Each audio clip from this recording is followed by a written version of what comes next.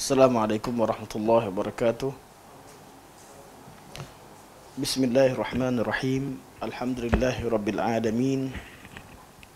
Nahmadullah ta'ala wa nashkuruh wa nusalli wa nusallimu ala sayyidina Muhammadin alladhi ballagha ar-risalah wa adda al-amanah wa nasaha al-ummah hatta ataahu al-yaqin wa ala alihi wa sahbihi ajma'in.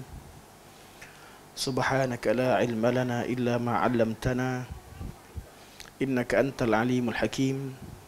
Rabbi shrah li sadri wa yassir li amri wahlul 'uqdatam min lisani yafqahu qawli, amma ba'd. Fa inna asdaqal hadits kitabullah wa khairal hadi hadi Muhammadin sallallahu alaihi wasallam wa syarrul umuri muhdatsatuha wa kullu muhdatsatin bid'ah wa kullu bid'atin dhalalah wa kullu dhalalatin finnar. Thumma amma ba'd. Pertamanya mari kita merafakkan setinggi-tinggi kesyukuran kepada Allah Subhanahu wa taala kerana dengan taufiknya dapat kita meneruskan kuliah kita pada malam ini. Dan ana mohon maaf di atas kualiti suara pada malam ini. InsyaAllah suara yang sekali-sekala berubah ini menjadikan tuan-tuan tak boring dengan suara yang sama. InsyaAllah. Hari ini kita sambung pada muka surat 158. Membincangkan tentang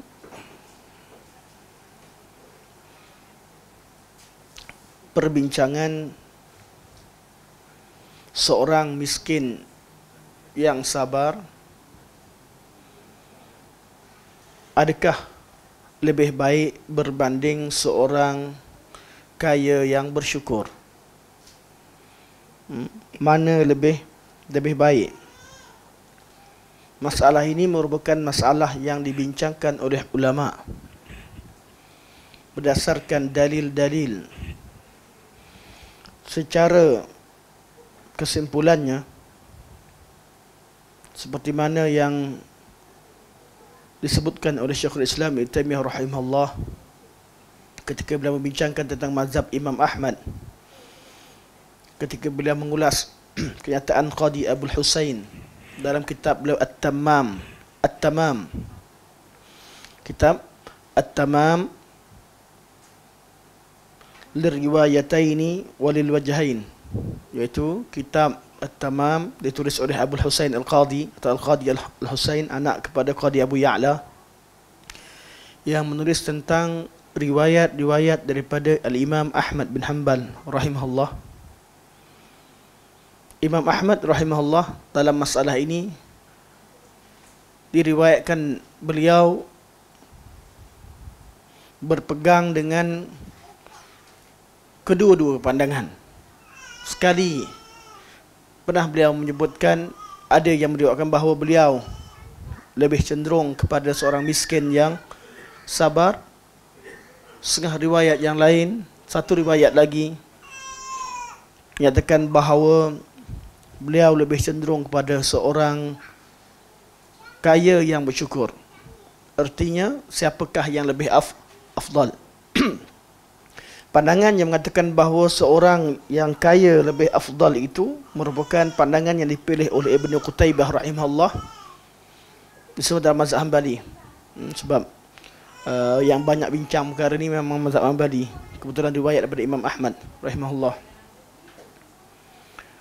Dan manakala riwayat ataupun pandangan yang mengatakan bahawa seorang miskin yang sabar itu lebih baik merupakan pandangan yang disokong oleh Al-Qadi Abul Husain sendiri yang menulis kitab At-Tamam,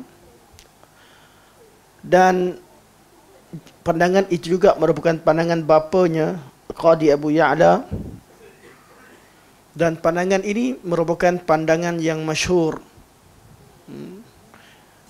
dalam kalangan golongan ahli tasawuf atau sufiyah. Mereka menyatakan bahawa orang yang fakir yang bersabar itu lebih afdal berbanding dengan orang kaya yang bersyukur. Pandangan ini juga disebutkan oleh Al-Junaid rahimahullah. Imam Al-Junaid ni semua ulama-ulama yang dinisbahkan kepada kesufian kerana mereka membincangkan tentang kesufian dalam erti kata zuhud di dunia. Dan mereka ini nama-nama sebutkan bukanlah kesufian yang kita bincangkan seperti kesufian yang ada pada Ibnu Arabi. Jazakallah khairan.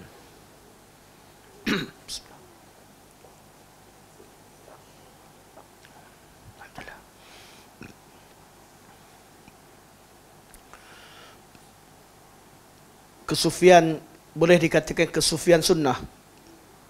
Sebab tu ramai yang menisbahkan diri mereka, sufi kami Sufi Junaid, bukan Sufi Ibnu Arabi. Walaupun dikatakan sufi sunnah ni juga, sufi sunnah ni lah yang Imam Syafi'i sendiri cela. Sebab cenderung kepada beramal dan tidak banyak usaha mereka dalam menuntut ilmu, tapi mereka tidak melakukan perkara sia-sia atau tidak berpegang dengan akidah insan kamil yang dikemukakan oleh Ibnu Arabi. Kesufian selepas Ibnu Arabi menyebabkan ilmu sufi ini menjadi ilmu yang seperti mana Ustaz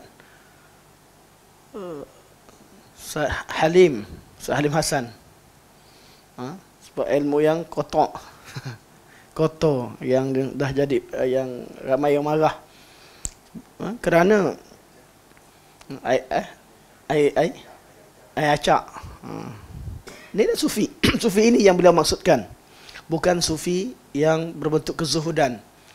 Kerana sufi selepas Ibn Arabi dan kemunculan tarikat-tarikat yang menyokongnya ataupun yang berusaha ke arahnya, adalah kesufian yang bawa manusia pergi kepada konsep pemisahan syariat daripada kehidupan.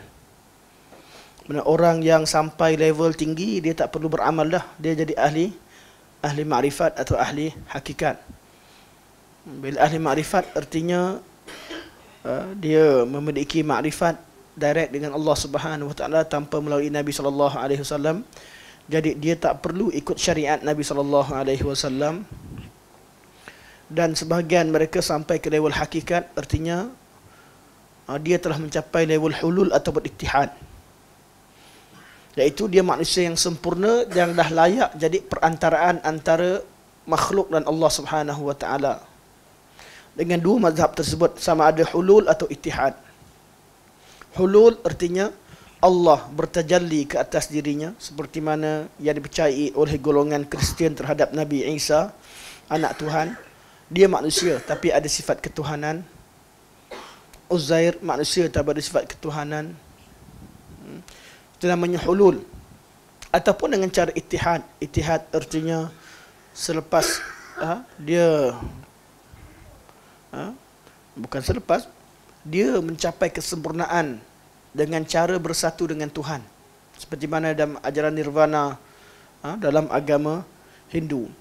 Dan usaha mereka adalah usaha menghilangkan sifat kemanusiaan yang rendah. Jadi mereka berusaha sampai ke tahap cerita ada yang tak makan, tak minum. Kerana makan minum ini sifat yang menyebabkan manusia ini kekal. Ada yang kurangkan makan, kurangkan minum sampai level mendapat sakti. Itu yang mereka nak, manusia sempurna bila dia sakti. Ini pemikiran Ibn Arabi. Kemudian dimasukkan dalam ajaran Islam seperti yang disebutkan dengan istilah-istilah Islamik. Orang sakti ini, orang-orang sakti atau dikatakan manusia mencapai konsep insan kamil ini dinamakan dengan istilah syarak, dengan perkataan wali. Istilah syarak wali bukan tak ada, ada. Dan perkara-perkara ajaib yang dimiliki kerana memiliki sifat kesempurnaan ataupun telah meninggalkan sifat manusia biasa kepada manusia super saya atau manusia manusia hebatlah, manusia yang sempurna, dinamakan sebagai karamah. Sufi ini kita tak bincang, tapi dalam bab membincangkan tentang orang miskin yang fakir, miskin yang fakir dengan orang kaya yang syukur, yang syakir, siapa lebih afdal, kata sufi-sufi yang membincangkan tentang soal hati ini, mereka kata yang miskin sabar itu lebih afdal berbanding dengan orang kaya yang bersyukur. Apakah hujah mereka? Hujah mereka hadis-hadis yang menceritakan tentang fadilat kemiskinan. Seperti dalam Sahih Bukhari ada bab Fadlul Faqar, kelebihan kemiskinan dalam kitab Zuhud. Walaupun Imam Bukhari cenderung kepada pandangan kedua, tapi ada kelebihan ketika waktu kita ditimpa dengan kemiskinan. Bukan bererti kita dituntut jadi miskin, tapi ada kelebihannya bila Allah bagi kita miskin. Hadis seperti hadis yadkhulu fuqara ummati al-jannah qabla al-aghniya binisfi yawmin 500 am. Orang miskin dari kalangan umatku akan masuk syurga mendahului orang kaya selama setengah hari, iaitu 500 tahun. Kerana satu hari akhirat sama dengan 1000 tahun. Dan orang miskin masuk syurga dulu menurut pandangan, menurut hadis ini. Manakala ada juga yang berhujah dengan hadis palsu, hadis maudhu' yang menyebutkan bahawa inna ibnu Aufin yadkhulul jannah habwa. Abdurrahman bin Auf akan masuk ke syurga dalam keadaan merangkak. Ini hadis palsu. Dalam bab istidlal ni, yang mana alim dengan hadis, jumpalah hadis, pakailah hadis sahih. Yang mana tak tahu hadis, dia main pungut lah semua hadis yang boleh dijadikan sebagai hujah. Dan terutamanya golongan sufi sering mendedangkan hadis yang palsu ini. Beza dengan ulama-ulama yang sufi yang tidak alim dengan ilmu hadis. Kerana dengan wujudnya ilmu kesufian ini, mereka memisahkan wujudnya pemikiran seolah-olah ilmu tasawuf dan ilmu berkaitan penyucian hati itu terpisah daripada ilmu akidah dan ilmu hadis. Dan ini yang keadaan yang menyedihkan, yang ramai disebutkan oleh ulama. Perkara yang menyedihkan apabila persoalan berkaitan dengan hati diserahkan kepada mereka. Sedangkan sejak daripada zaman salafus salih, urusan berkaitan dengan hati itu merupakan urusan dalam ilmu akidah. Bab khauf, bab raja, kita bincang kat mana? Akidah. Bab mahabbah yang kita bincangkan. Sebab tu bila diajarkan tauhid 3, yang adanya tauhid al-uluhiyah yang membincangkan tentang a'mal qulub, tauhid ini akan menjadi ancaman kepada ajaran tasawuf itu sendiri. Kerana mereka berdepan dengan pilihan yang ada pada tauhid al-uluhiyah yang membincangkan tentang soal hati dengan dalil dan berserta dengan tauhid. Bukan dengan cara memisahkan seolah-olah ilmu tasawuf itu berbeza kaedahnya dengan ilmu akidah, sehingga bila dibincangkan tentang ilmu tasawuf, orang tasawuf akan mengatakan jangan komen kalau kamu belum pernah masuk tasawuf. Seolah-olah ilmu tasawuf itu terpisah daripada ilmu syariat yang lain. Sebab tu bila kaedah tauhid 3 diajarkan berkaitan dengan tauhid al-uluhiyah, dan di dalamnya terdapat perbincangan a'mal qulub, amalan-amalan hati, dan dalil-dalil berkaitan dengannya, perkara ini menggemparkan atau menyebabkan golongan sufi ini terasa terancam. Pada masa sama, amalan-amalan yang mereka lakukan juga yang tidak berdasarkan kepada dalil juga mereka terancam. Kerana dalam tauhid al-uluhiyah juga bincangkan tentang cara amalan yang disyariatkan dalam syarak yang tidak bertentangan dengan tauhid atau tidak mengurangkan tauhid dengan amalan-amalan bid'ah. Sebab itu tidak syak lagi seluruh dunia golongan yang berpegang dengan tarikat kesufian ini akan membenci tauhid 3 dan cuba sedaya upaya meletakkan pelbagai tomahan ke atas orang-orang yang membincangkan tentang tauhid, ilmu tauhid, yang membahagikan tauhid kepada adanya tauhid amalan, sama ada amalan hati ataupun amalan anggota. Okey, balik pada perbincangan orang fakir yang sabar. Dalil mereka banyak. Kerana faktor masa, kita ambil sebahagian daripadanya, dan dalil-dalil kelebihan kemiskinan yang lain. Pandangan yang kedua, yang mengatakan bahawa seorang kaya yang syukur itu lebih baik, seperti mana yang dipilih oleh Ibn Qutaybah. Pandangan ini juga dipilih Al-Imam Abul Abbas Ibn Atiyah, dan Al-Imam Sufyan Al-Thawri, kelihatannya bukan Imam Al-Zuhri rahimahullah, cenderung kepada, kalau lihat lebih cenderung duduk dengan orang-orang kaya yang bersyukur. Dan dakwah beliau seperti kita tahu, Al-Imam Al-Zuhri rapat dengan Umar bin Abdul Aziz, rapat dengan orang-orang kaya dari kalangan sebagian, kerana beliau menjadi perantara untuk menyampaikan bantuan kepada orang-orang miskin. Kita akan jumpa imam-imam ini seperti Al-Imam Az-Zuhri, Al-Imam Raja bin Haywah, Imam Abu Zinad, Abu Yusuf, dan Al-Imam Muhammad, anak murid utama Abu Hanifah. Mereka ini kelihatan kerja mereka adalah sentiasa bersama dengan orang kaya, bersyukur dan menghantar bantuan demi bantuan. Duduk dengan orang kaya yang bersyukur dan sentiasa berada dalam keadaan membantu orang miskin. Jadi kehidupan mereka dikatakan mereka cenderung pada pandangan Al-Ghani Syakir berdasarkan kepada tindakan-tindakan mereka. Berbeza daripada Sufyan Al-Thawri dan Imam Ahmad, dilihat sentiasa bersama dengan golongan miskin. Imam Ahmad kalau dalam majlis ilmu anak murid ramai-ramai, nampak seorang yang pakai baju agak lusuh sedikit, nampak miskin, Imam Ahmad akan tanya, siapa nama kamu? Siapa nama kamu? Imam Ahmad hafal. Lepas tu kalau tak ada, dia tanya, mana dia? Mana dia? Kecenderungan untuk bergaul dan tinggal bersama dengan orang fakir yang bersabar. Kebiasaannya orang fakir ni tak fikir sangat datang majlis ilmu. Macam orang miskin, tak yalah hantar anak pergi belajar, lebih baik hantar anak kerja lagi bagus, pergi sekolah ada apa, kan? Macam itulah keadaannya. Tapi bila nampak orang miskin hadir dalam majlis ilmu Imam Ahmad sangat tertarik dan suka pada mereka. Berbeza daripada beberapa imam. Kalau kita lihat begini, kecenderungan imam-imam berbeza-beza.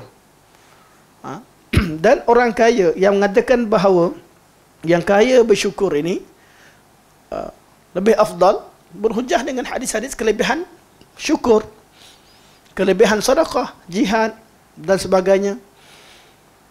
Antaranya hadis pada satu hari orang-orang miskin dari kalangan muhajir, dari kalangan sahabat Nabi SAW, anna unasan min ashabi Rasulullah sallallahu alaihi wasallam qalu lin Nabi sallallahu alaihi wasallam, ya Rasulullah, dhahaba ahlul qudur bil ujur. Atau riwayat lain, ya Rasulullah, dhahaba ahlud duthuri bil ujur. Orang kaya dengan harta mereka yang melimpah ruah bawa pahala yang banyak, ya Rasulullah. Dan sekarang riwayat sebut bahawa orang-orang kaya telah mencapai darajatul ula, telah mencapai darajat yang tinggi. Nabi kata, bukankah kamu boleh bersedekah dengan apa yang ada pada kamu? Bukankah tasbih itu sedekah? Tahlil itu sedekah? Takbir itu sedekah? Tahmid itu sedekah? Dalam riwayat yang lain, Nabi ajarkan, bacalah. Kalau kamu baca perkara ini, sesungguhnya kamu, pahalanya seperti kamu merdekakan hamba dan kamu bersedekah di fisabilillah. Diajarkan zikir selepas solat 33, 33, 34. Kata Abu Hurairah, aku tak pasti yang mana satu 34. Tapi riwayat lain sebut 34 itu 33, 33, 33 ditutup dengan la ilaha illallah wahdahu la syarikalah lahul mulku wa lahul hamdu ala kulli syai'in qadir. Ada riwayat yang sebut tiga empat itu, yang ketiga empat adalah Allahu Akbar. Tak kisahlah mana-mana riwayat yang ada, mungkin juga Nabi SAW, kerana peristiwa ni bukan sekali. Sahabat datang mengadu, nak jadi macam orang kaya, nak pahala lebih. Nabi ajarkan. Dan peristiwa ini, antara yang hadir siapa? Cuba tuan-tuan teka, siapa orang miskin yang datang menangis tengok orang kaya dapat bersedekah? Disebutkan sebahagian nama mereka dalam riwayat Abu Daud. Orang miskin tak sebut siapa. Dalam riwayat Abu Daud, nama yang disebutkan adalah Abu Bakar As-Siddiq rahimahullah radhiyallahu an. Abu Bakar disebutkan sebagai orang miskin, menunjukkan bahawa hadis ini hadis yang mutaqaddim, yang awal-awal Islam dulu.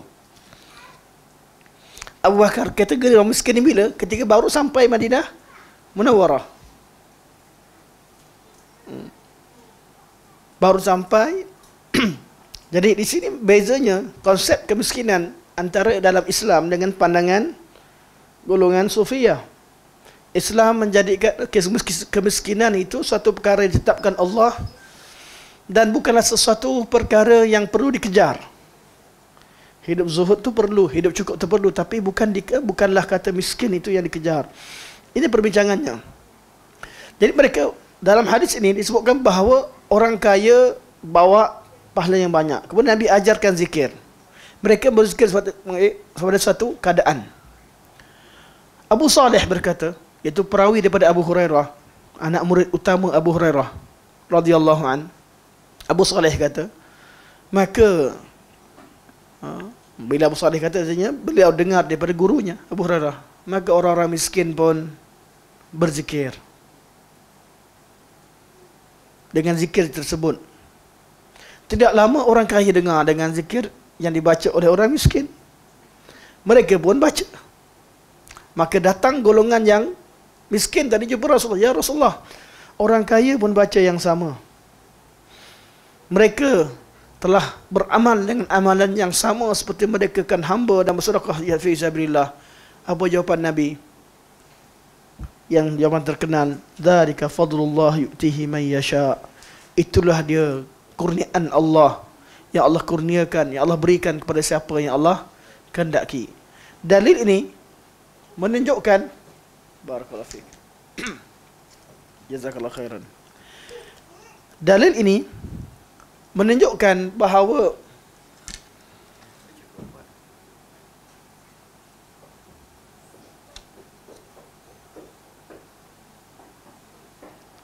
okey, insya-Allah.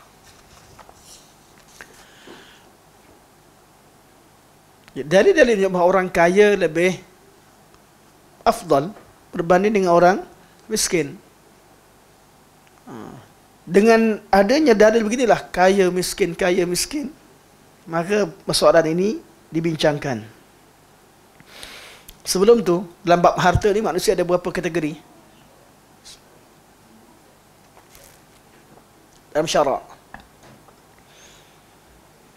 ringkasnya 3 kategori. Pertama, kaya. Yang kedua, miskin.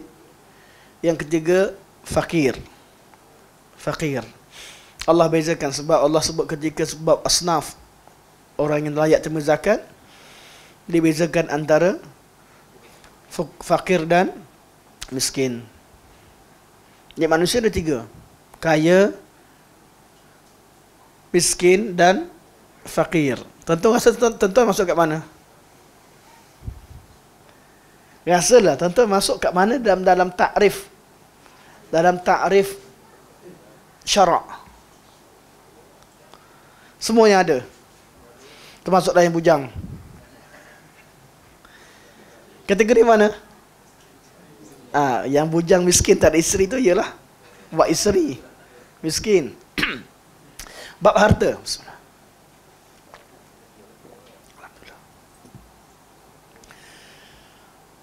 Yang kaya adalah harta yang dimiliki ada lebihan. Maksudnya kalau buka icebox, ada isi dalam. untuk makan besok.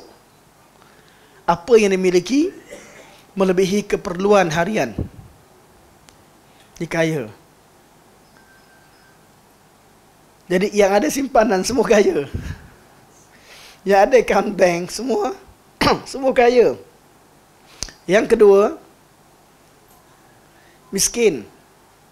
Miskin ni kais pagi makan pagi, kais petang makan petang. Cukup tak? Cukup. Itu orang miskin. Fakir adalah orang yang memiliki sesuatu tidak cukup keperluan. Tak cukup untuk keperluan. Jadi orang yang patut sedekah siapa? Orang yang kaya. Orang yang kaya. Jadi dengan takrifan ini kita kaya ke miskin? InsyaAllah kita kaya. Tinggal kita bersyukur ataupun tidak. Semoga Allah jadikan kita dari kalangan orang-orang bersyukur, insyaAllah. Kalau kita lihat, maka pandangan kedua berhujah dengan hujah tersebut. Ibn Taymiyah rahimahullah ketika membincangkan masalah ini, beliau kata, kenapa nak ambil dua kaul? Kenapa nak terikat dua kaul bergaduh sangat? Ambil kaul ketiga, kata Ibn Taymiyah rahimahullah. Ada kaul ketiga, iaitu kaul yang disebutkan oleh Al-Imam Ibn Abil Izz rahimahullah. Hampir, kalau kita tengok pada apa yang disebut Ibn Abil Izz kat sini, dengan apa yang disebut Ibn Taymiyah dalam fatwa sebiji, seolah-olah beliau menukilkan copy, paste dan ubah sikit. Kenapa? Sebab kita tahu Ibn Abil Izz rahimahullah beliau syarahkan akidah ini dalam kerajaan Hanafiyah, dalam kerajaan pada ketika itu. Beliau seorang qadhi, dan rakyat atau menteri-menteri ada di keliling beliau merupakan orang-orang yang membenci Ibn Taymiyah rahimahullah. Cerita Ibn Taymiyah macam-macam. Jadi beliau nak bawa kaul Ibn Taymiyah, terpaksa tutup nama, tak tulis nama. Buku yang sama juga, isi sama, letak. Jadi dia baca, baguslah buku ni, bagus buku, famous. Hakikatnya orang yang buku yang sama daripada orang yang mereka takut, yang mereka benci. Okay. Jadi kata Ibn Taymiyah, sebenarnya ada kaul ketiga. Inilah dia yang kita baca sekarang. 158.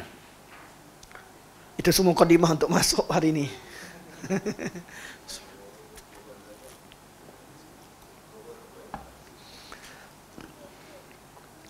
Dengan dalil ini jelaslah jawapan bagi perbalahan mereka dalam masalah orang fakir yang sabar dan orang kaya bersyukur, yang mereka mentarjihkan salah satu golongan itu ke atas yang lain.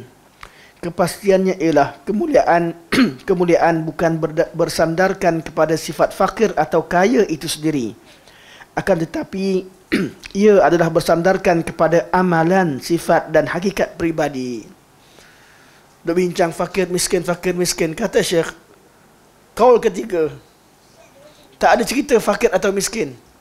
Cerita tu apakah yang kita amalkan ketika kita fakir miskin. Amalan kita ketika itu yang menentukan kedudukan kita di sisi Allah Subhanahu wa ta'ala. Amalan, sifat dan hakikat. Ada tiga perkara yang beliau sebutkan. At-taqbit taqwa wa haqa'iqil iman, atau yarji'u ila al-a'mali wal ahwali wal haqa'iq. Ada tiga. Amalan, ahwal dan kualiti amalan tersebut. Dan ketiga adalah wal haqa'iq, hakikat kesempurnaan yang ada pada amalan. Inilah yang dimaksudkan dengan taqwa. Allah uji kita. Allah kata huwallazi khalaqal mauta wal hayata liyabluwakum ayyukum ahsanu amala.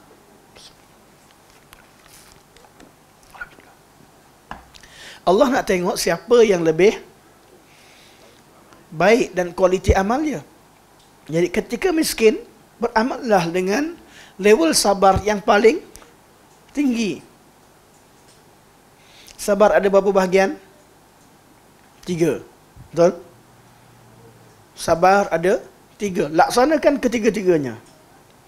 Sabar dalam ketaatan. Sabar menahan diri daripada maksiat.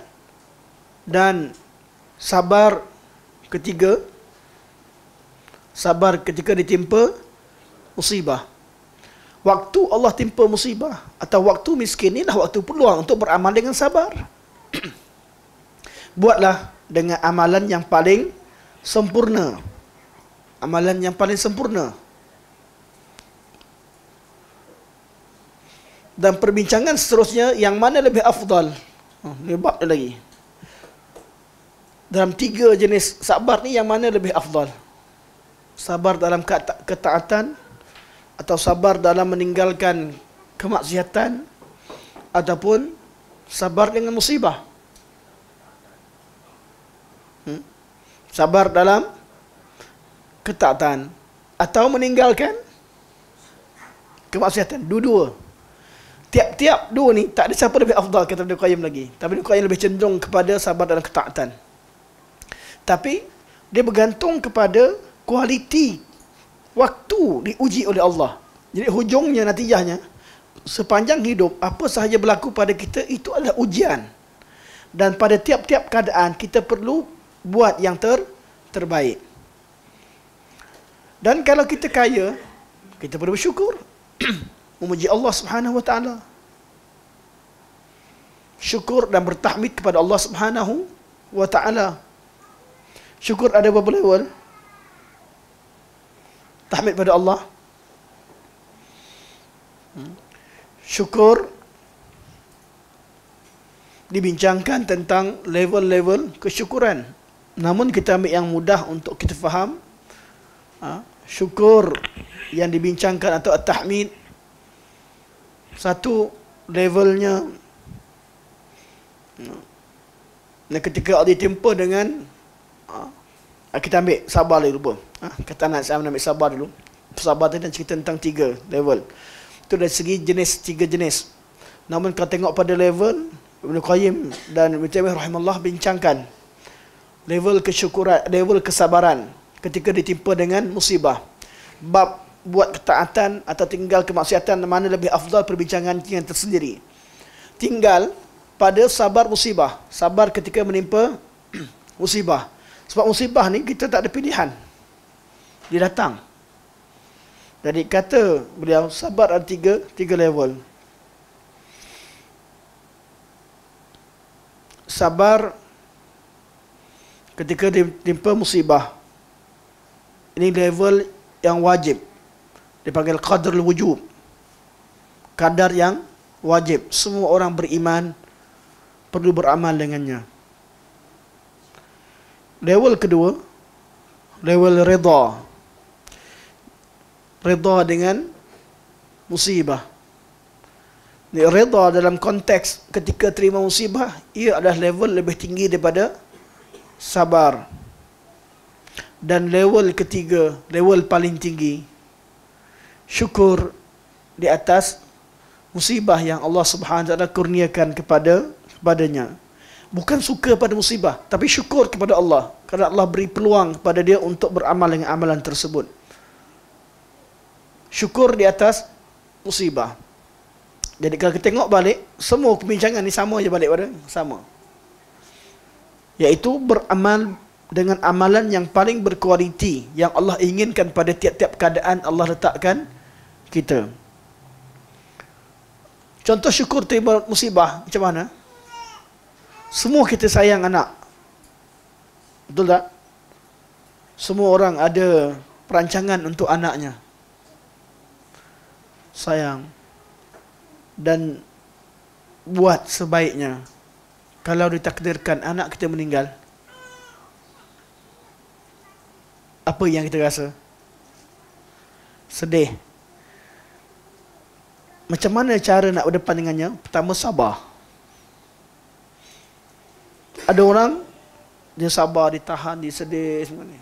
Ada orang dengar ya tu reda, tak apalah, Allah yang bagi, Allah nak ambil semula. Ada orang dengar saja sedih, tapi hati dia bersyukur pada Allah. Sebab anak inilah akan jadi anak aset ataupun yang memberi syafaat kepadanya di hari akhirat. Anak-anak yang akan tarik baju mak ayah dia untuk masuk ke syurga. Bukan mudah nak dapat pahala tu. Bukan mudah. Untuk orang yang bersabar.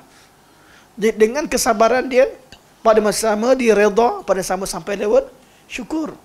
Dan sebahagian pada salafus salih, mereka boleh bunyi anak yang meninggal, alhamdulillah yang Allah tetapkan padaku musibah ini. Sedih, bukan tak sedih. Jaga anak sebaiknya. Tapi kalau ditimpa dengan musibah perlu redha. Waktu anak kita hidup, jagalah sebaik-baiknya. Sama juga waktu mak ayah kita hidup, jaga sebaik-baiknya. Tapi bila Allah takdirkan mereka meninggal, takdir apa yang Allah tetapkan itu merupakan perkara terbaik. Jadi level yang kita terima sama ada sabar, redha atau syukur. Dia kalau syukur mesti mengandungi sabar dan redha. Tapi dia melihat hikmah di sebalik dan melihat kebaikan di sebalik musibah tersebut. Jadi dia automatik kesakitan yang ada di sabar, ketetapan yang ada di redha, kebaikan yang ada di syukur di atasnya.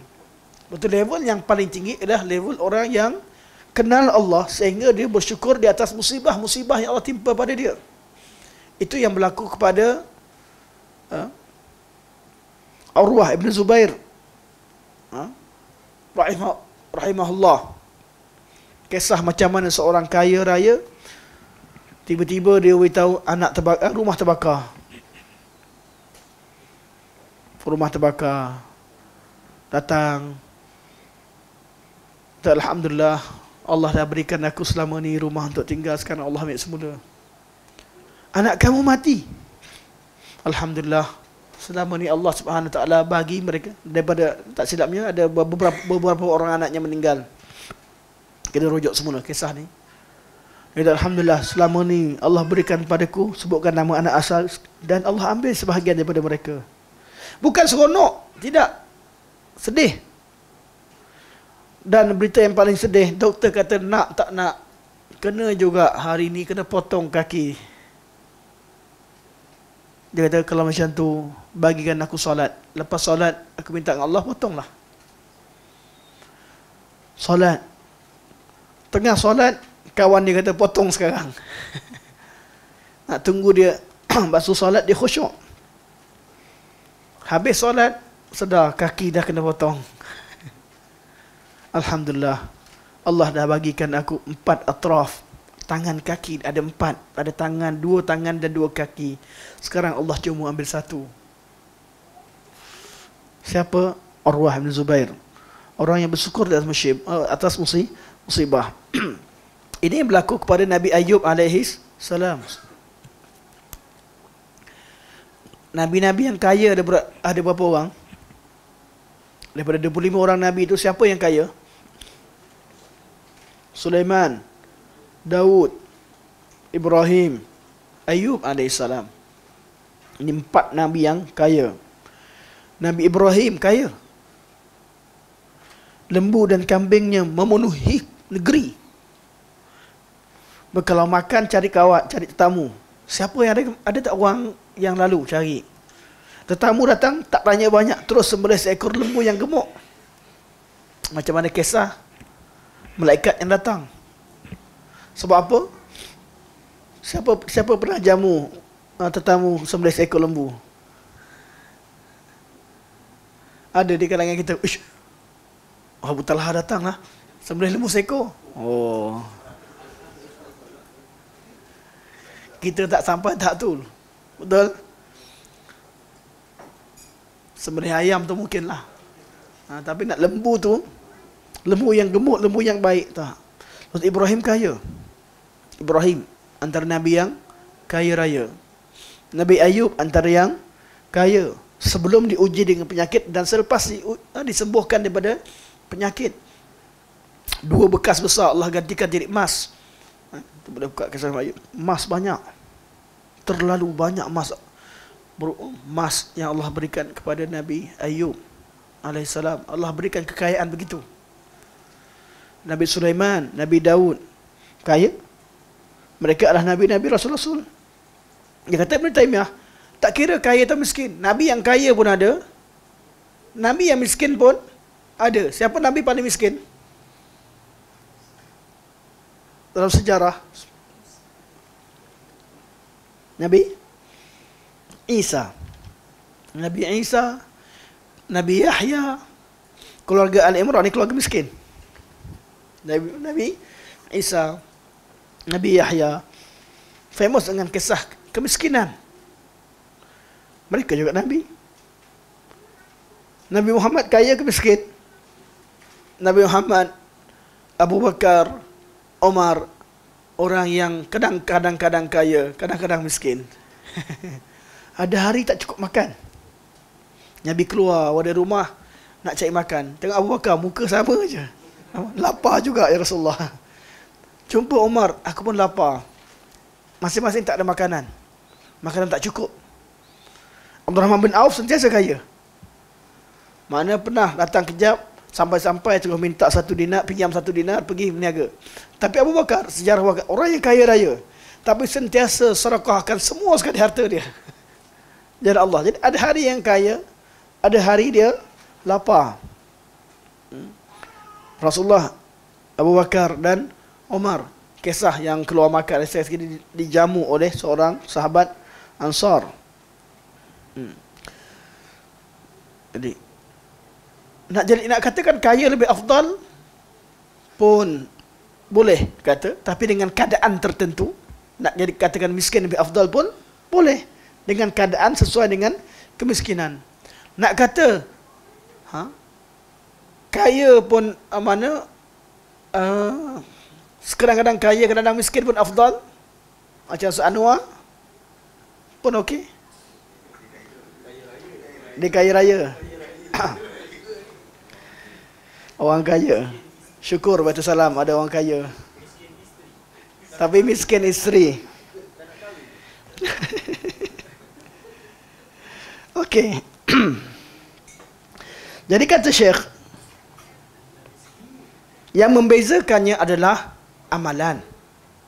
Keadaan amalan itu dilaksanakan, dan hakikat dan kesempurnaan itulah yang membezakan antara seseorang dengan seorang yang lain, bukan kaya atau miskinnya. Sebab itu kata Syekh, masalah yang ditimbulkan oleh mereka itu adalah tidak betul. Tidak betul sebenarnya. Maksudnya tak kalau ikut yang asal, tak perlu bincangkan pun miskin lebih afdal ataupun kaya, kerana kedua-dua keadaan Allah yang tetapkan. Ini kerana kemuliaan di sisi Allah adalah berdasarkan takwa dan hakikat iman, bukan berdasarkan kefakiran dan kekayaan. Oleh itu Umar berkata, orang kaya dan orang bukan orang kaya itu sebenarnya, kekayaan. Kekayaan dan kemiskinan adalah dua kenderaan. Aku tak peduli naik yang mana satu. Jadi kaya pun boleh, jadi miskin pun boleh. Jadi memang Umar antara yang sedang kadang-kadang kaya, kadang-kadang miskin. Namun lebih banyak miskin. Abu Bakar kadang-kadang kaya, kadang-kadang miskin. Namun lebih banyak kaya. Abdul Rahman bin Auf kaya, tidak syak. Apa kelebihan Sayyidina Abdul Rahman bin Auf? Kisah paling famous kedudukan Abdul Rahman bin Auf. Satu hari Khalid bin Al-Walid. Siapa Khalid bin Al-Walid? Sahabat yang hebat, panglima Islam, bergaduh dengan Abdul Rahman bin Auf. Lepas dia masuk Islam lambat lah. Macam dia waktu akhir. Bila bergaduh, mana orang baik sama baik pun kadang bergaduh. Ini ceritanya. Nak kata kalau bergaduh mesti cari siapa betul, siapa salah, mesti musuh dengan siapa, tak perlu. Kadang-kadang salah faham itu berlaku sesama orang soleh. Sama orang soleh. Dan salah seorang dari mereka kerana buat kesalahan. Sebab tu kita jangan disebabkan perbezaan pandangan, gaduh sikit-sikit, beza pandangan sikit, menyebabkan kita pecah ukhuwah. Sahabat Nabi pernah bergaduh. Khalid bin Al-Walid bergaduh dengan Abdul Rahman bin Auf. Bila bergaduh, apa Khalid buat? Khalid caci, dia maki ya Abdul Rahman Auf. Geram, tak tahu apa dia geram. Abdul Rahman tak jawab. Abdul Rahman bawa kes, angkat pada Nabi. Ya Rasulullah, Khalid awak keluarkan perkataan sekian-sekian padaku. Apa Nabi kata?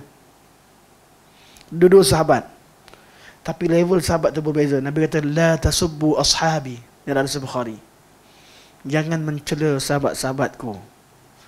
Nabi maksudkan siapa? Abdul Rahman bin Auf, yang seumpama dengannya, yang masuk Islam sejak pada awal, yang berjuang sejak pada awal. Khalid bin Walid mulia, hebat. Saifullah, hebat. Dia disebahkan, dia sebagai Saifullah, pedang Allah, hebat. Tapi nak banding dengan Abdul Rahman bin Auf, tak sama. La tasubbu ashabi. Walau anfaqa ahadukum mithla Uhudin zahaban ma balagha muddahum wala nasifahum. Ma balagha muddahum wala nasifahum, atau ma balagha muddahu wala nasifah. Jangan cela mereka. Walaupun kamu nanti sedekahkan, kalau kamu mampu sedekahkan emas sebanyak gunung Uhud. Berapa banyak gunung Uhud? Berapa km? Yang pergi ziarah. Siapa yang pergi ziarah gunung Uhud? Ziarah syuhada Uhud di sebelah gunung Uhud.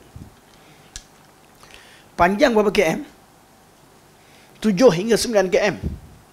Bahagian depan 9 km. Ada siapa ada emas sebanyak 9 km? Tinggi 148 meter atau 147 hingga 148 meter. Tinggi daripada bumi ke bawah, wallahu alam. Yang Nabi namakan sebagai satu qirat. Satu qirat sama seperti Uhud. Kalau ada emas sebanyak Uhud, kamu nafkahkan fi sabilillah, tak sama pahalanya macam sahabatku nafkahkan satu cupak beras. Mud ni apa? Beras yang diletakkan di atas tangan. Letak satu mud. Wala nasifah, separuh pun tak sampai. Nabi kata separuh pun tak sampai. Itu kalau kamu kaya banyak macam tu.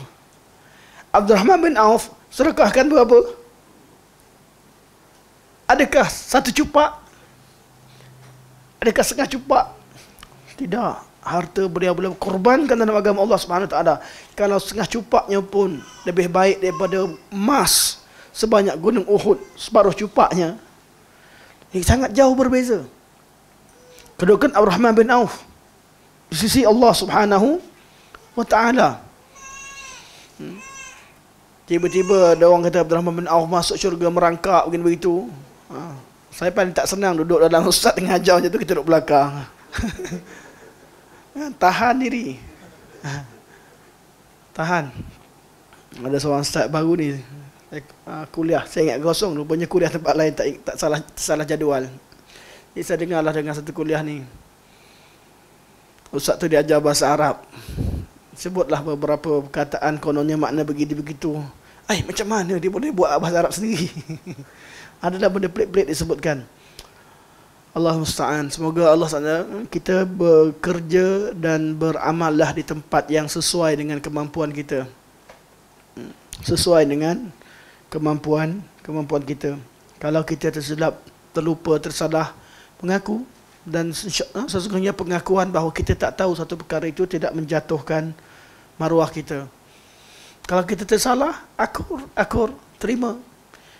Kalau kita lupa beritahu, datang lain kali beritahu apa yang kita sampaikan yang salah. Aku tak perlu pun tak perlu berkeras untuk sentiasa rasa kita betul. Okey, seterusnya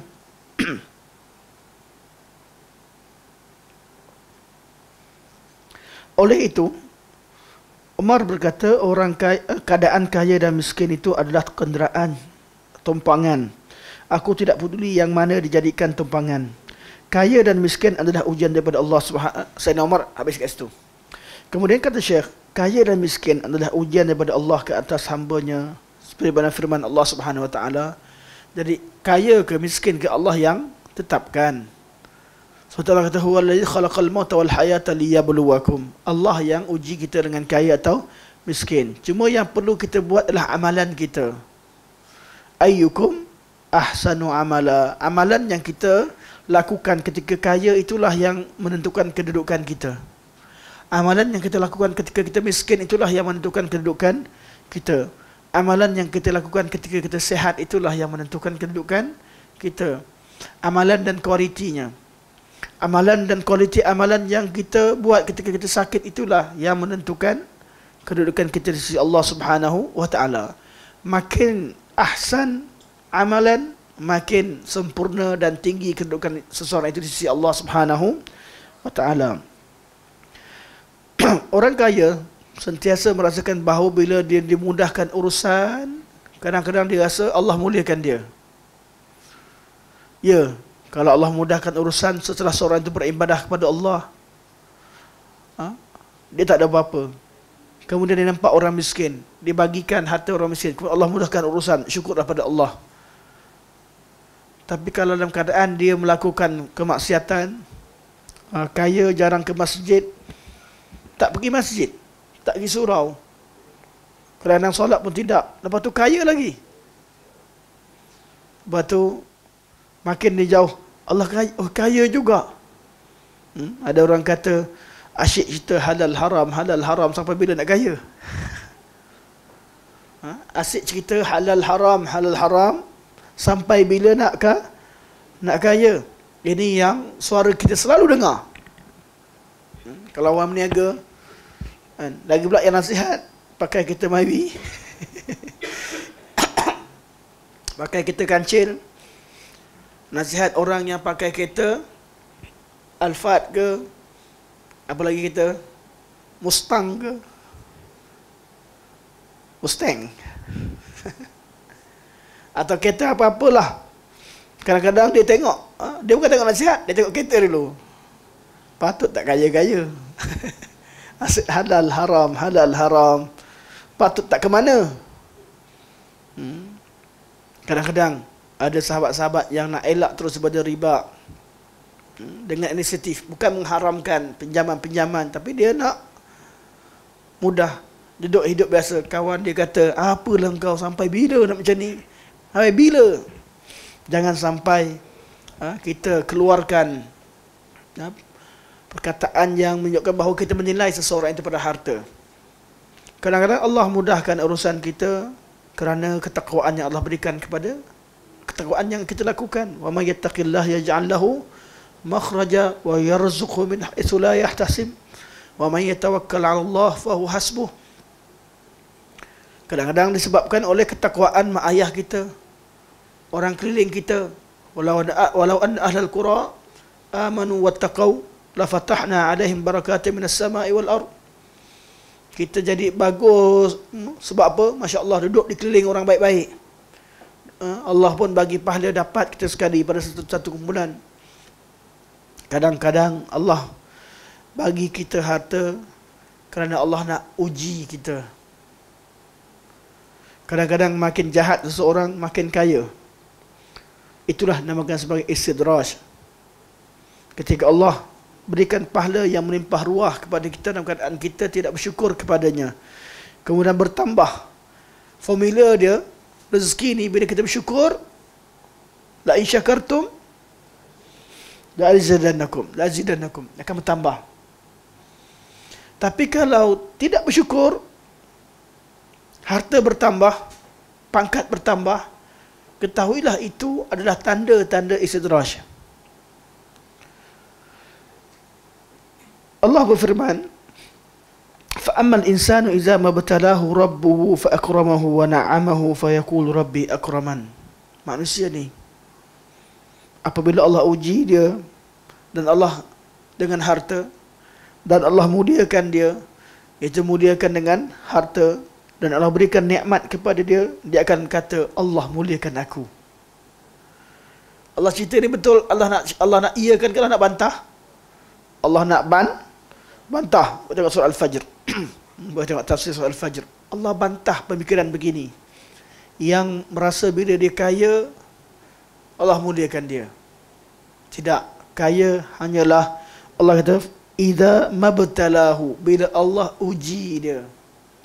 Kalimah yang perlu kita gariskan ialah kataan ibtalahu. Allah uji dia. Ibtalahu rabbuhu. Kekayaan ni Allah uji. Ujian daripada Allah Subhanahu wa taala. Kita habiskan bacaan ni dah. Sekiranya orang miskin yang sabar dan orang kaya yang bersyukur sama ketakwaannya, maka kedua-duanya mendapat kedudukan yang sama di sisi Allah Subhanahu wa taala. Jadi tak mungkin kaya miskin tapi tahap takwanya sama, maka samalah kedudukan di sisi Allah Subhanahu wa taala. Sekiranya salah satunya lebih daripada yang lain, maka dia adalah lebih mulia di sisi Allah Subhanahu wa taala. Sifat fakir dan kaya tidak boleh menjadi penentu. Akan tetapi yang menjadi penentu ialah sifat sabar dan syukur. Sabar dan syukur dan kualiti keduanya. Dalam kalangan mereka pula ada yang mengolah masalah ini melalui bentuk lain, iaitu iman adalah setengah daripada kesabaran dan kesyukuran.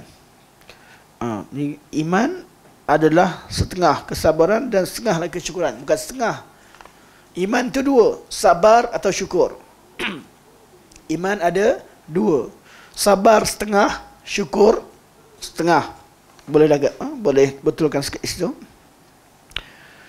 Setiap dua sifat itu perlu kepada orang yang sabar dan bersyukur. Manusia pula ada yang hanya setengah sabar dan setengah syukur. Maka mereka itu akan melakukan tarjih.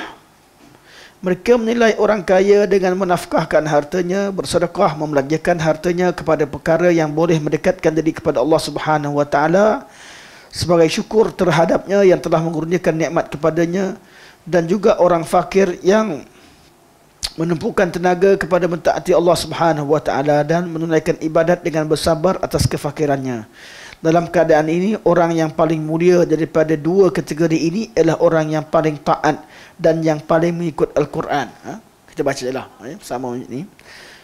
Sekiranya kedua-dua sama keadaannya, maka darjat kedua-duanya adalah sama. Sekiranya penilaian seperti ini tepat, maka soalan boleh ditimbulkan. Yang manakah yang lebih mulia? Orang sihat yang bersyukur atau orang sakit bersabar? Atau orang yang dipatuhi yang bersyukur atau yang dihina bersabar? Yang mana?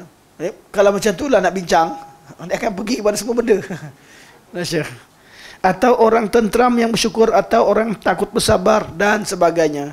Jadi Syekh kata, bincang lama-lama bawa ni balik semula, semua masalah boleh jadi bincangan.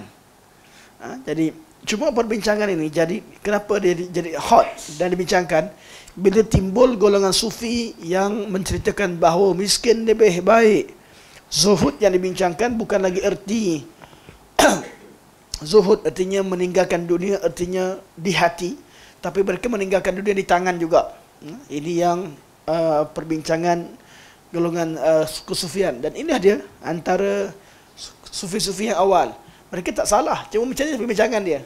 Yang mana lebih afdal, misalnya tak sampai ke tahap tak payah beramal, solat dengan hati. Allah bertajalli dengan 7 martabat, martabat 7. Tak sampai kepada perbincangan-perbincangan Allah hulul pada makhluknya atau makhluknya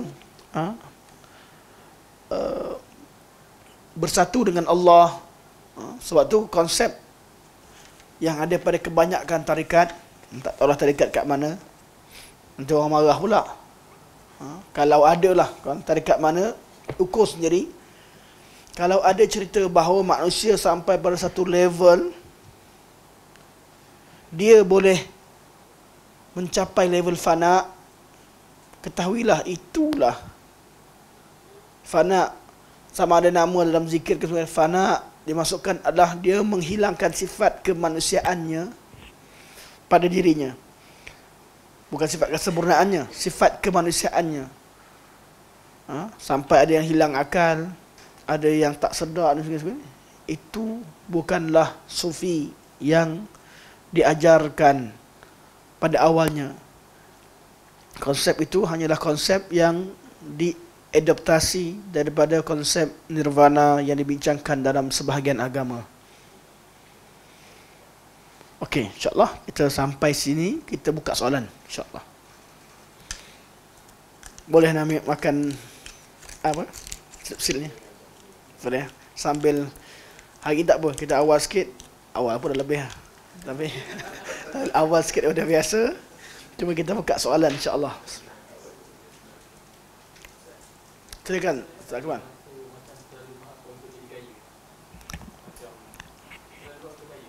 Macam mana?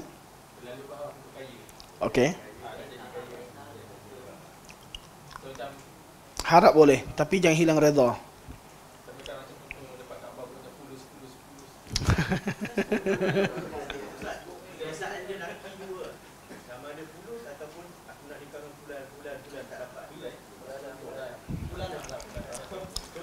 Jawapan sama. Harapan boleh, tapi haraplah dengan Allah. Pada masa sama, sabar, redalah dan syukur apa yang ada. Tak semestinya apa yang kita harap tu dah dapat, sabar je lah. Apa yang ada, reda.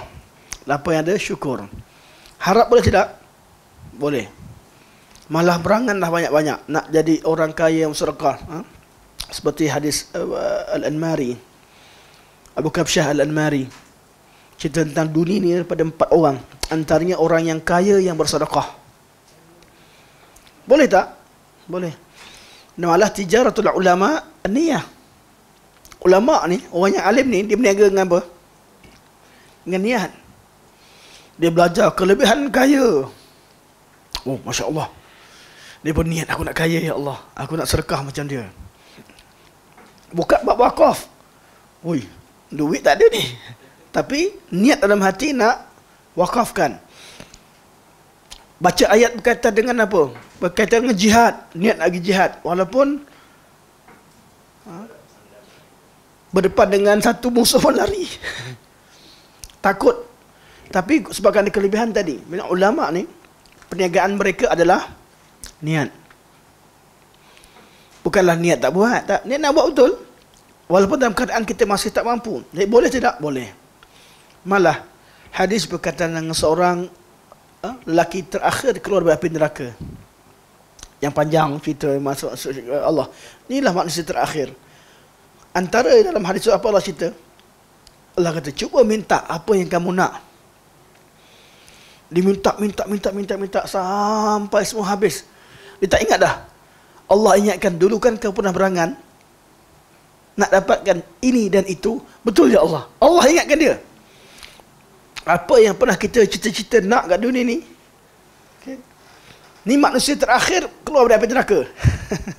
Yang dah kena bakar, yang last sekali. Manusia paling teruk iman dia. Tapi masih beriman. Allah tanya dia, apa lagi yang, bukankah kamu pernah terfikir nak dapat sekian-sekian? Ya, ya Allah. Apa saya yang pernah kita terfikir kat dunia ni, Allah ingatkan semula, Allah beri, dan Allah kata, aku bagi 10 kali ganda daripada apa yang kamu nak.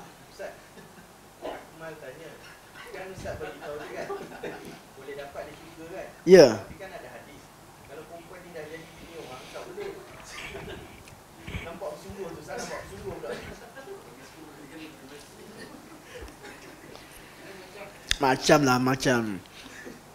Macam budak-budak masa kecil nak jajan satu bungkus. Itulah. Jadi kita nak mana satu. Kehendak kita dulu kecil. Kita dulu cita-cita dapat jajan penuh kocek. Betul tak? Lollipop nak letak penuh kat sini. Oh, rasa itulah dunianya. Jadi dah besar sikit, nak tak? Boleh pun sekarang boleh lollipop penuh letak sini. Tapi tak nak dah. Kehendak yang mana satu, Allah Maha mengetahui. Dan kita pun masa tu faham. Kita faham bahawa konteks masa tu kehendak yang memang dikehendaki oleh seseorang. Dulu, ni cerita last lah sebab betul. Ada seorang tu dia sayang sangat dengan, dia cerita kawan lah, dengan seorang akak ni. Lepas dah umur-umur sekarang ni kan, akak tu dah kerepot. Begitulah, tak kenal. Tanya, nak lagi tak? Jangan sebut lagi. Betul tak? Tak nak dah. Kita sebut pun dia malu. Padahal masa tu dia kecil lagi tapi selera sayangkan orang besar. Kalau umur 40 ni akak tu mungkin umur 50 lebih lah. Suka lagi ke?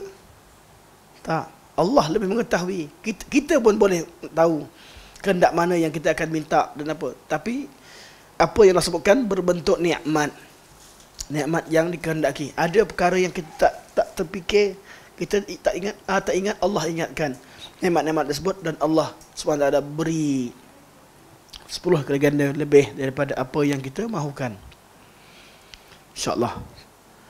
Semoga Allah SWT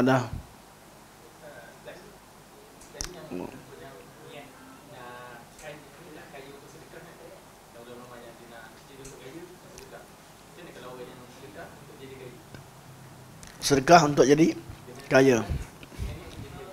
Terima kasih, soalan yang baik. Mana ibtigha, mengharapkan akhirat, mengharapkan dunia dengan amalan akhirat. Dibincangkan dalam masalah tauhid tentang berkaitan dengan iradah, syirik dan bab iradah. Adakah kita sedekah nak jadi kaya, kita puasa nak kurus, apa lagi? Pergi bantuan banjir untuk senam, tahu apalah. Amalan akhirat inginkan dunia. Rajih dan masalah ini sebagai kesimpulan. Saya mohon maaf kalau yang baru nampak mulut saya ada ni. Kadang-kadang dia, ustaz tu sambil mengajar sambil makan. Baru tadi.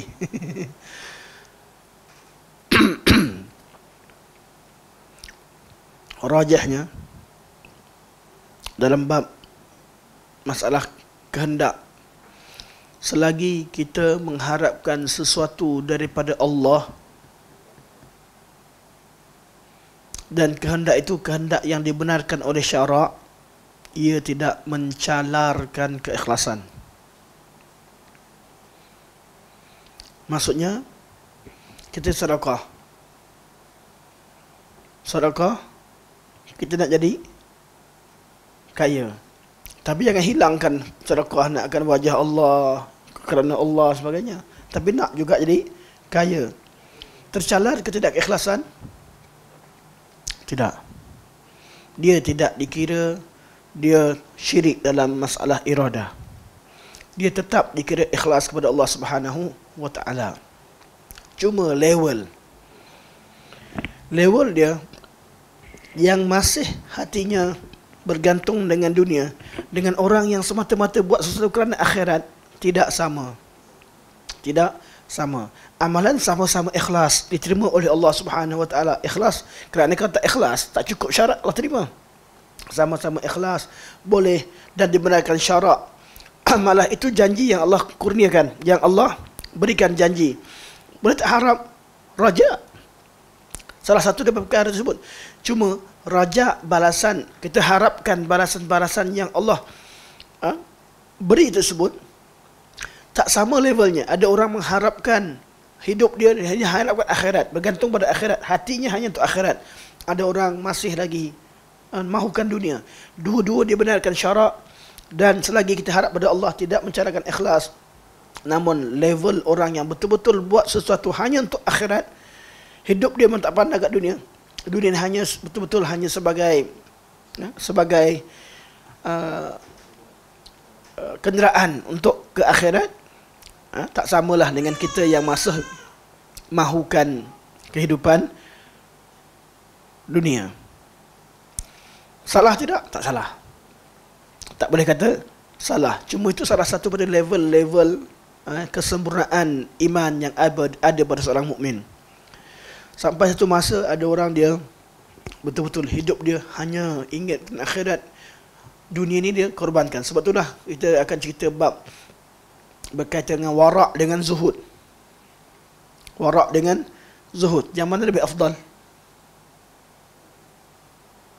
Warak dengan zuhud, yang mana lebih afdal? Apa tu warak? tinggalkan apa yang Allah haramkan. Tinggalkan apa yang Allah haramkan. Buat segala apa yang Allah wajibkan, wara'. Kalau bab harta, wara', dia takkan mendekati perkara syubhat. Ada benda syubhat, dia tinggal. Dia buat yang halal 100%. Ada unsur syubhat sikit, dia tinggal. Namanya wara'. Tinggalkan apa yang Allah haramkan dan tinggalkan apa yang Allah yang ada di sempadan, yang mutasyabihat, yang perkara yang syubhah. Yang syubhat. Itu wara'. Zuhud, apa dia?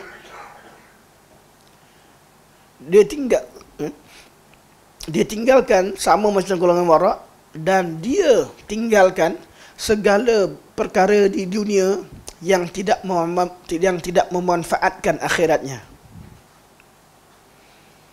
Nampak beza? Yang haram tak buat. Yang kedua, ada banyak ni. Duit 60 juta. Simpan pun, kalau aku tak belanjakan, tak ada manfaat untuk akhirat. Maka dibelanjakan semua. Dan zuhud inilah yang dipilih oleh Rasulullah SAW, Abu Bakar dan Umar. Mereka bukan miskin, tak. Mereka orang yang kaya. Tapi Nabi sampai harta datang, semua Nabi bagi. Sebab Nabi pilih untuk hidup keadaan zuhud. Nabi takkan simpan harta yang lebih, yang boleh ditafsirkan tidak memanfaatkan kehidupan beliau di akhirat. Sebab itulah isteri-isteri Nabi, Nabi didik dengan zuhud, bukan sekadar wara'. Dan zuhud itu lebih tinggi daripada wara'. Walaupun kedua-duanya adalah sifat yang sempurna dan kedua-duanya adalah perkara yang dituntut oleh syarak. Sama macam tadi, orang yang sedekah, yang betul-betul harapkan wajah Allah, hanya harapkan akhirat, satu level. Orang yang sedekah mengharapkan akhirat, pada masa sama juga mengharapkan kebaikan-kebaikan dunia, nak tambah rezeki luah, nak hidup senang sebaik, juga salah satu daripada sifat orang-orang beriman. Semua ini layak untuk dapat syurga Allah. Semoga Allah SWT masukkan kita di kalangan orang-orang bersyukur, insya-Allah. Sampai sini saja. Semoga Allah jadikan pertemuan kita pertemuan yang manfaat, yang baik bila Allah SWT, yang lemah kurang daripada saya sendiri. Semoga Allah terima segala kebaikan dan ampunkan segala kelemahan. Dan Allah SWT masukkan kita semua ke syurga Allah SWT. Sebagaimana kita temu hari ini, insya-Allah di syurga kita temu semula, kita kenal satu sama lain, dan kita akan cerita, berborak tentang pengalaman kita hidup bersama di atas muka bumi ini, insya-Allah. Subhanakallah wa hamdika, asyhadu an la ilaha illa anta, astaghfiruka wa atubu ilaik. Wa sallallahu ala sayyidina Muhammad wa ala alihi wa sahbihi wa baraka wa sallam. Alhamdulillahirabbil alamin. Assalamualaikum warahmatullahi wabarakatuh.